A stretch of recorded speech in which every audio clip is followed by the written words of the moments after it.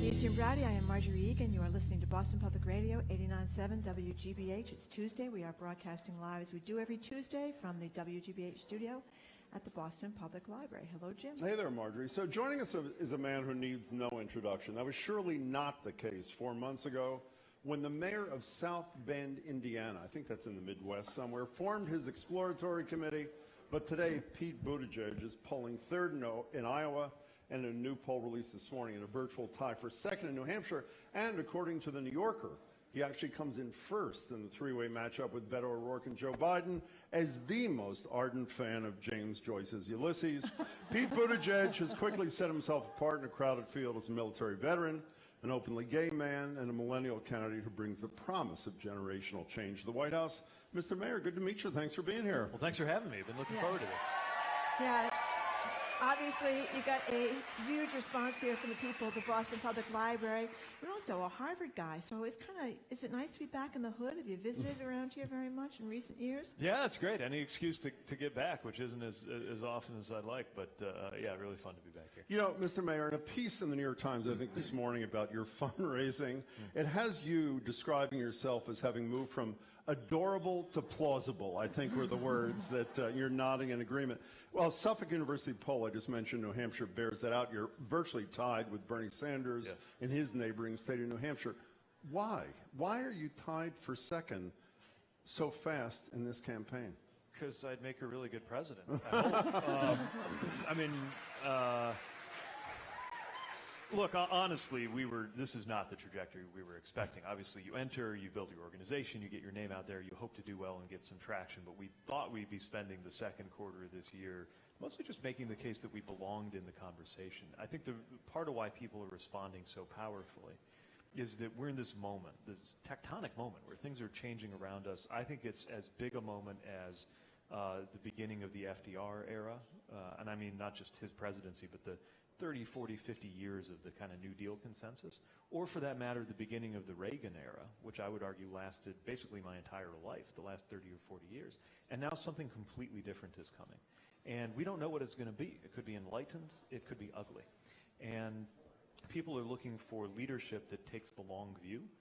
People are looking for something very different, not different in the way the current president is different, but different in terms of representing a readiness to wrestle with some very deep issues, these profound changes in our economy, in our society, in our politics, the way that technology is interacting with each of those things.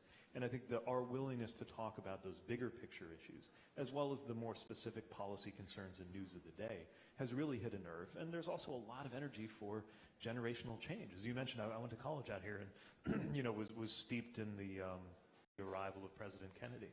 And part of what generated so much excitement about his arrival was, I think, another moment, a kind of watershed generational moment. And what's so exciting for us is we're finding, with a pretty explicit conversation we're having about generational change, that it's allowing us to build an alliance, not just with voters who are my age and younger, but voters who are my parents' age and who are perhaps the most concerned of all to make sure that the future is better than the past.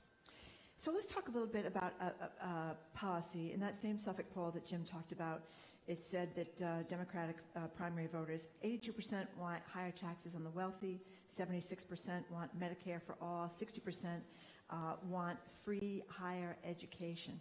Where are you on those three issues? So I believe that we do need to have higher taxes for some who are not paying their share. That probably means a combination of things like adjusted marginal income tax rates, some form of wealth tax, some form of financial transaction tax ought to be contemplated, but part of it's also just making sure that some of these loopholes in the offshoring are under control. When it comes to Medicare for all, I believe in universal health care. I believe that getting to a Medicare for all destination, which is where I want us to go, I think whenever a politician says those words, we also have a responsibility to explain how you get there. I don't think it's as simple as just declaring that it will be so. And so what I've proposed is what you might call a Medicare for all who want it pathway. In other words, you take a version of Medicare, you make it available as a sort of public option on the exchanges. And if people like me are right, that this will not only be more widespread, but also more cost-effective coverage, then it becomes a very natural glide path as more people opt into that and opt out of the corporate options. toward the single-payer or Medicare for all environment I think we want. On free college, I believe in making community college free. I believe in making college free for low-income people for whom any cost is a barrier. Where I stop short maybe of some of my friends and colleagues on the left is I haven't got as far as believing that every last penny of college cost for every last student, including the child of a billionaire, ought to be covered by the taxpayer. I think there's something to be said for earning loan forgiveness through public service. And I think there's something to be said for having a share that's handled through loans. But it's clear that college costs are too high. This is personal for us because we're living with student debt that's in the six figures in our household. You are. Yeah, mostly because my husband made the very selfish decision to become a teacher, which is, I think that's to his credit. But the student loan system pretty much assumes, the way the system is set up, it assumes that anybody who goes to graduate school is going to be wealthy. It can't really tell the difference between somebody who goes on to become a hedge fund manager and somebody who goes on to become a teacher. And I think we can do much better when it comes to dealing with debt, as well as college costs on the front end. And that includes inducing the states to pick up more of the share. But it also means we have to expand Pell Grants, and we should have, I think, a more generous and more accessible set of policies around things like public service loan forgiveness. We're talking to Mayor Pete Buttigieg. As I'm looking at you while you're answering Marjorie's question, I'm looking at the polling results. Do you wake up in the morning and pinch yourself and say, what, this is unbelievable? Again, I'm not saying being mayor of South Bend is nothing, but you're on a totally different plateau. How do you deal with this personally? Well, it helps to be married to somebody who will remind you that you're still the same person you were yesterday and you still got to do the laundry. It helps to... do you fold too, or does he fold? How do you do it? I fold. You fold, okay. I just want to be clear. Go ahead. Yeah, just be clear, one of us folds. And, no, sometimes it's a group project. Look, it is heady. I mean, in the car on the way over here, somebody told me that Oprah just mentioned me, which is... wow. Arguably, even a bigger deal than coming in second in a poll. And at the same time, you got to remember that the show is not what matters. The only reason people are even tuning into the show is because it affects them, it affects us and our lives in everything from our access to education to our access to health to, for some of us, the ability to get married or whether you get sent off to war. Depends on these processes, and you got to stay focused on that. Speaking of war, I would assume that an honest American would say they had some trepidation about electing a president who had virtually no foreign policy experience. And I would assume, if they're honest, that trepidation has expanded in the last 2+ years. You're mayor of South Bend. I mean, foreign policy, I assume, is how to deal with Indianapolis. I know you've been in Afghanistan. How do you allay the fears of people that say, I really like this guy, I like his domestic policy, I like his demeanor, but how can we trust him to have the expertise on foreign policy? Well, I think every candidate has an obligation, and I have a higher obligation because I'm in local office today, to lay out a strong and well-considered foreign policy. I shared my views on foreign policy, but we'll be doing that in much more detail as we go. So the simplest way to quiet those concerns is to have the best foreign policy laid out. From an experience perspective, though, I would say, while it's true that apart from some trade and bilateral relationships we have at the city level, that's not much part of my day job, I would also say that I learned as much about foreign policy when I was deployed as an intelligence officer working in a joint civil-military unit with an international coalition as I did studying international relations as a Rhodes Scholar at Oxford. I'm not alien to these issues, and I think it's at a moment when the U.S. candidly does not have a foreign policy. And as tempted as I am to snicker at that as a Democrat, the truth is that the Democratic Party has not had a very cohesive foreign policy vision since at least 2003, when the neoconservatives gave democracy promotion a bad name by trying to do it at gunpoint. So this is a watershed moment, not just in our domestic life, but in our international relations. And the bottom line is the next president has to establish U.S. credibility around the world at a moment when it is diminishing, and it is doing so at our peril. Speaking about at a moment, I'm sure you know that there's an uprising going on in Venezuela as we speak. And actually, President Trump has been pretty outspoken in his criticism of the current regime.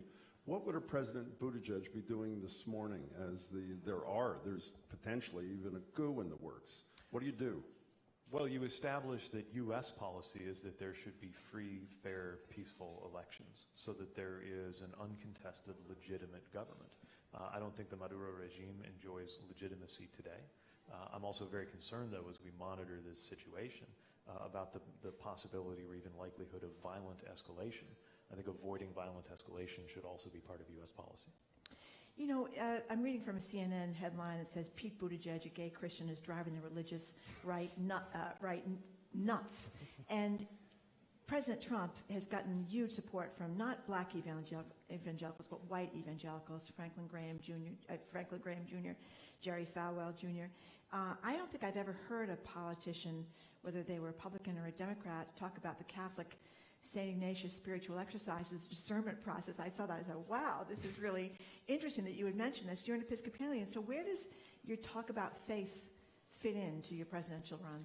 Well, I think it's important to talk about, you know, somebody described the presidential election process as an MRI of the soul. And you, whether you want to or not, you are inviting everybody to look at every part of you. So you might as well be upfront about who you are and where you come from. I do it carefully because I think anybody in public office needs to demonstrate that they will speak to and for people of any faith and people of no religion at all. I believe strongly in the separation of church and state, but I also believe that I should explain how my religious views affect how I come at the world. And when I am paying attention to Scripture, the Scripture that I hear is a lot about lifting up the poor and about the least among us and about taking care of the prisoner and of the sick. And the word stranger, which can also be translated as foreigner or even perhaps immigrant, is a word that you see a lot in the gospel. And I think we ought to talk about, if we do believe that has political implications, that to me mostly has political implications around protecting vulnerable people. So that's my...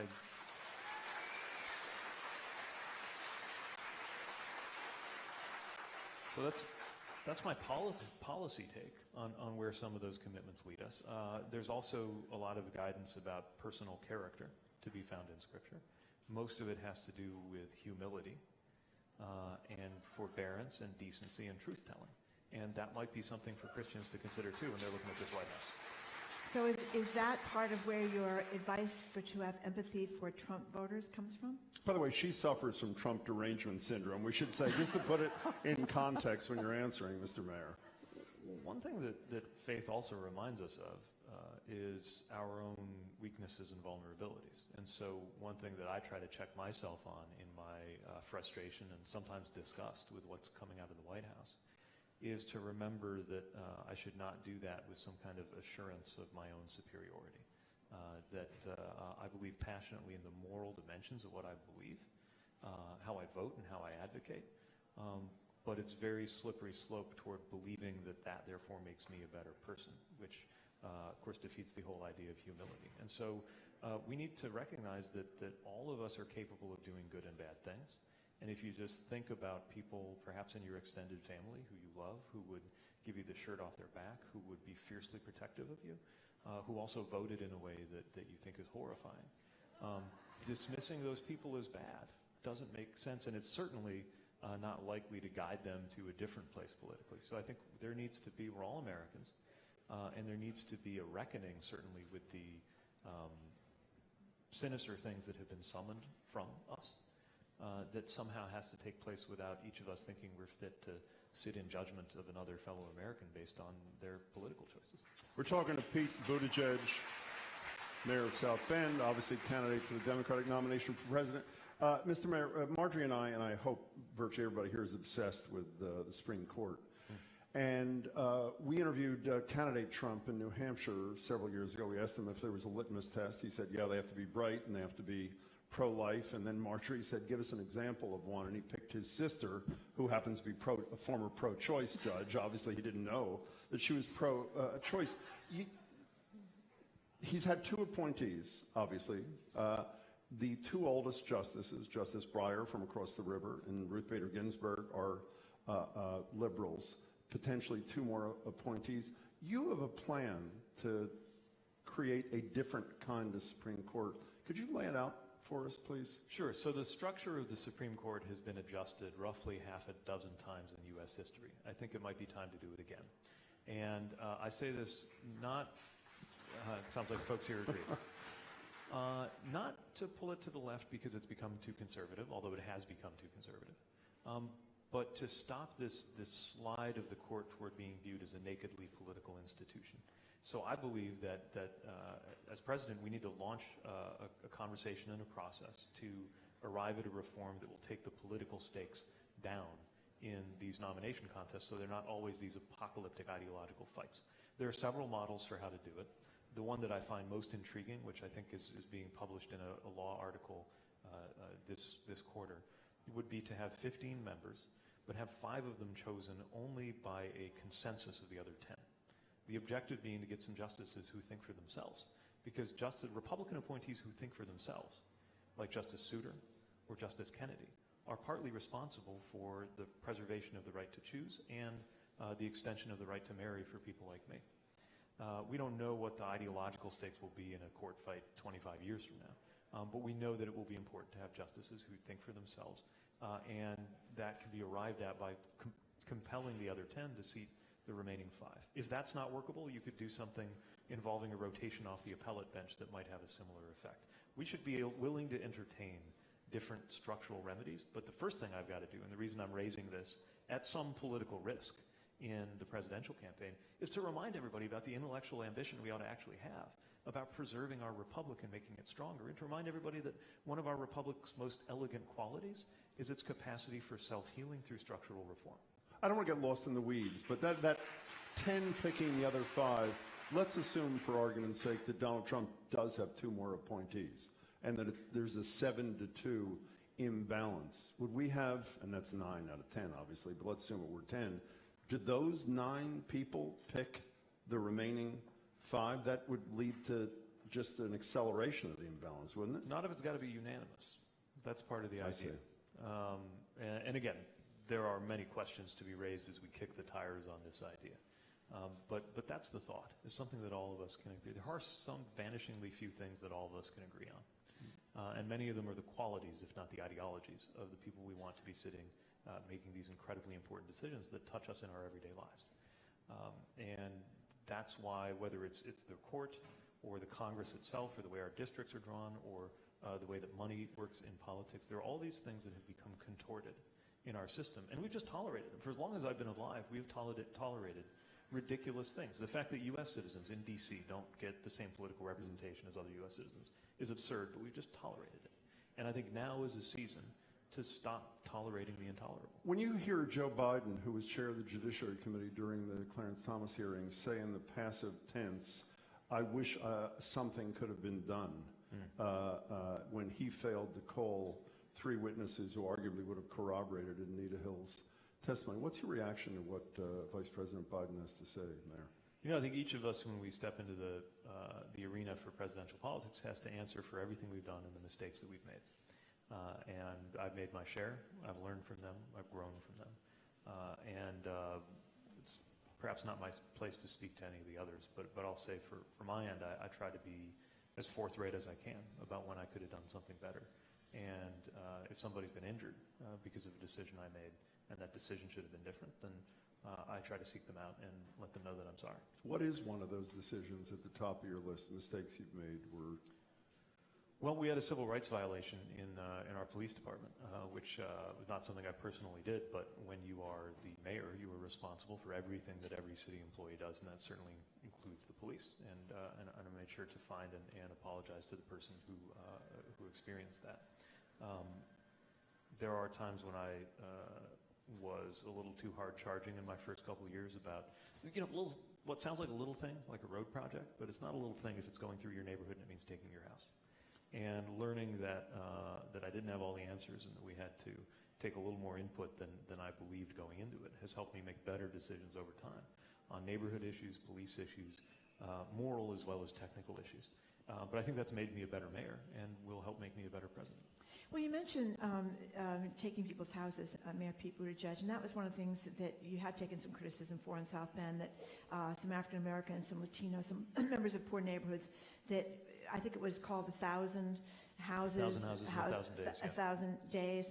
And when I was reading about this, I thought, well, some of the people wanted to rehab those houses, and they didn't have the money or they didn't have the time. So why take the houses instead of rehab the houses? So the situation here was that we had a contagion of blighted, abandoned houses in our city. So many nobody could even tell me how many there were. And I realized that we couldn't go on like this. And by the way, the reason I made this a priority was that when I was knocking on doors in minority and low-income neighborhoods, the people who lived there told me, you've got to do something about this and change this. So we decided we would muster the resources to deal with 1,000 houses in 1,000 days. It's a simple, simplistic sounding target, but after a year of careful analysis and neighborhood engagement. And what we realized was some of these houses were beyond repair and their presence was harmful. Now again, somewhere this got politicized into people saying people were run out of their houses. These were vacant and abandoned property. Vacant and abandoned. Vacant. Nobody living in them. Okay. By definition. Okay. And we wanted to save as many as we could. In the end, we saved, I think, over 400 were repaired. But something like 600 couldn't be, and they had to come down because a collapsing house next door to your home harms you. We also focused on accountability for out-of-town landlords who had walked away from these properties, may have never seen them other than as a line on a spreadsheet somewhere. But one thing we did learn, and an example of how I took input and became smarter about this as we went, was that there were cases where somebody had purchased a house, not aware of what it would take to fix it up, and not aware that it was on the list for demolition. And obviously not something you want to find out after you've purchased a house, even if it's at a sum that maybe by Boston standards would seem like a rounding error, right? We're talking about $6,000 or $8,000 properties. Wow. I mean, where we live, this is another example of how different housing looks where we live. We have a lot of houses that are unaffordable in a sense because their prices are too low to get a loan on them. You can get a perfectly good house on the west side of South Bend for $30,000 or $40,000. By the way, you should all move to South Bend. $30,000 or $40,000 bucks. But if you're a low-income family, you sometimes can't get a loan on that because the bank doesn't even think it's worth the transaction costs to make a loan. So weirdly, for a family that is perfectly capable of repairing a home like that, it's out of reach because they can't get access to credit. These are examples of why we can't have one-size-fits-all housing policies. I get that that's radically different from the kinds of housing issues that you're worried about here, but it's no less pressing of an issue for you if you're a low-income family on the west side of South Bend. You know, you mentioned stepping into the arena of presidential politics. If people don't know, you're 37 years old. We mentioned before Harvard University. You went to Oxford. You're a Rhodes Scholar. You went into the Navy Reserve in 2009, deployed to Afghanistan in 2014, and then, of course, you became the mayor of South Bend shortly after that. At what point along the way did you think about stepping into this arena? How did this happen? You are young. I am. It's all relative, I guess. But so this is not how I figured I would be spending my 38th year, or for that matter, my 8th year as mayor. I thought that there might be an open seat in 2020 for governor in Indiana, and that if I was a really successful and good mayor, I might have a shot at it. But what I've learned about the process of deciding to run for office is that the best thing you can do is to look at the office and what it calls for in the moment, and then to look at yourself and what you bring to the table, and see if there's a match. That was the process that led me to run for mayor, which is the last thing I would have guessed when I was a student here, getting interested in politics. All the action I thought was national and international. Never would have understood how much purpose and how much meaning I would have found in the local. Still less that I would wind up passing up chances to run for Congress. But that same process has also led me to decide to not run for office many times, because I didn't have that same sense that it really mattered that it would be me and not somebody else making this move. And so as improbable as it is, the very things that make my candidacy unlikely and maybe even peculiar are the things that also make it make sense. This is a moment that calls for, in my view, calls for generational leadership, calls for voices from parts of the country that my party has lost touch with, not through any deficiency in our values, but through some issues in vocabulary and relationships, I think. And somebody who has an orientation that is different than Washington. That we would be doing better if we could get Washington to look more like our best-run cities and towns. And so, sure enough, that adds up to the kind of radical idea that a 30-something Midwestern mayor might be the right answer for the presidency at this moment. That moment has not come along before. It may never come along again, but right now, in this particular combination of circumstances and the particular combination of things I bring to the table, it feels like there's a match for what the country needs. Are Bernie Sanders and Joe Biden... Are Sanders and Biden too old to be president of the United States, Mr. Mayor? I think anybody at any age, depending who they are, can, other than the fact that you got to be over 35 constitutionally, can do this job. And I think it's up to each of us to demonstrate that we're up to it. You know, the virtue of there being so many of us is that there's this broad range of attributes and qualities among people who approximately have the same values and ideas.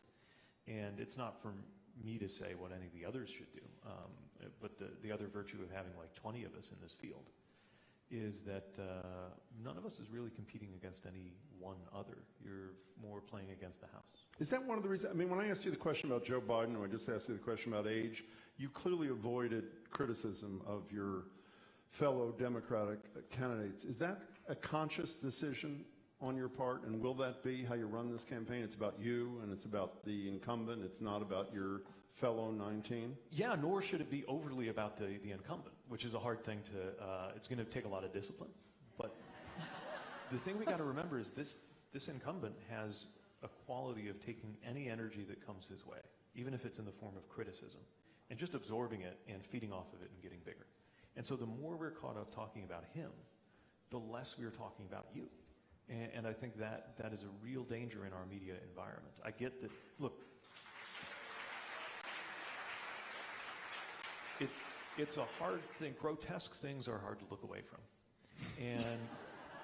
And it's mesmerizing. It's like a horror show. No, really, it's mesmerizing. And that's part of a strategy, right? Because if by lunchtime he insults another war hero, we'll be talking about that, which means we won't be talking about how they're trying to take away your health care and we're trying to get you a raise. You've said that you think he deserves impeachment, but you're consciously not talking about that either. Is that for the same reason? Well, first of all, I'm not in Congress, so I can say what I think, but my role, I have a very specific role with respect to ending this presidency, and it's to get nominated and then defeat him. And the other reason I think it will be valuable for this president to be defeated resoundingly at the ballot box is because it is the last hope we have of Republicans coming to their senses. If they are not punished politically for what they have done, which goes against not only our values but their own, if they're not punished politically for that, we will never have the Republican Party regroup and become, while I may never agree with them, the more decent and consistent and coherent party that we need the opposition to be. So, finally, you know, obviously, as I mentioned, the Suffolk University poll this morning, you're in a virtual tie just behind Bernie Sanders. For a second, I assume you're aware that to win New Hampshire, you have to serve breakfast to every single voter. You have to change the kitty litter in their house. Are you willing to do these things to be elected president, Mr. Mayor? Look, I came up in local politics, right? I know what it is to that's kind of my native language, politically speaking. I've learned how to do the TV thing and the big rally thing, but I'm most at home when I'm at somebody's home. And what I appreciate about voters in New Hampshire and these other early states is that they take very seriously this privileged position they have. They ask, I was getting ready for backyard parochial questions and studying my notes on New Hampshire stuff. And instead, the questions I got were about the future of the U.S. and the world and the direction of our party and these searching, penetrating questions that I think reflect just how seriously they take their role. Mayor Buttigieg, it's a pleasure to meet you. Thanks so much Thank for your you very time. much We appreciate it. for coming in. It's a big hand at the Boston Public Library for Pete Buttigieg, who's the mayor of South Bend, Indiana, a Democrat running for president. At the end of the show, we're going to open the lines and take your calls about the candidacy of Mayor Pete Buttigieg. But coming up, we're going to talk Bruins and Celtics with Trenny Kuznarek. She's next on 89.7 WGBH, Boston Public Radio, live from the WGBH studio at the Boston Public Library.